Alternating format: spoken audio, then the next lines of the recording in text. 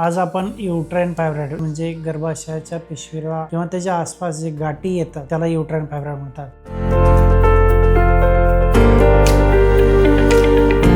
Uterine fibroid आहे शक्यतो 30 ते 50 च्या वयामध्ये जास्तीत जास्त होण्याचे चान्सेस असतात। युट्राइन फायब्रॉइड हा जे गाठी आहेत सहसा ह्याला रिझन काही लागत नाही, एक तर मेन्स्ट्रुअल इम्बॅलन्स, हार्मोनल इम्बॅलन्स किंवा फॅमिली हिस्ट्री असेल तर ह्या गोष्टी पॉसिबल असतात। दुसरी गोष्ट याची जर ट्रीटमेंट डिपेंड ऑन कुठल्या बाजूवर आहे ते आणि किती साईज आहे याच्यावर डिपेंड असते। जे गर्भाशयाच्या पिशवीच्या आसपास भरपूर जसं की इंट्राम्युरल आहे, सबसेरोजल आहे, फंडल फायब्रॉइड्स आहेत, या वेगळ्या वेगळ्या भागामध्ये अशा वेगळ्या साईजच्या गाठी येऊ शकतात। छोट्या गाठी ह्या शक्यता मेडिकल मॅनेजमेंटनी कधी कधी बऱ्या होऊन जातात, परंतु ज्या काय मोठ्या गाठी असतात त्यांना आपल्याला सर्जिकल ट्रीटमेंट लागते। सर्जिकल ट्रीटमेंट म्हणजे की जसं की फायब्रॉइड काढून टाकणे। बऱ्याच वेळेस ह्या फायब्रॉइड आहे ज्यामुळे इन्फर्टिलिटीचा त्रास होतो, अननेसेसरी खूप हेवी ब्लिडिंग होते, युरिनला खूप जावं लागते, सारखं युरिन करताना पेन होतो। त्यामुळे शक्यतो ह्या सिम्पटम्स असतील, पोटात दुखणे, उलटे होणे, मळमळ होणे किंवा इन्फर्टिलिटी ह्या गोष्टी जर आढळत असतील तर तुमच्या गायनेकोलॉजिस्टला लवकरात लवकर दाखवणे हाच त्यावर उत्तम उपाय आहे।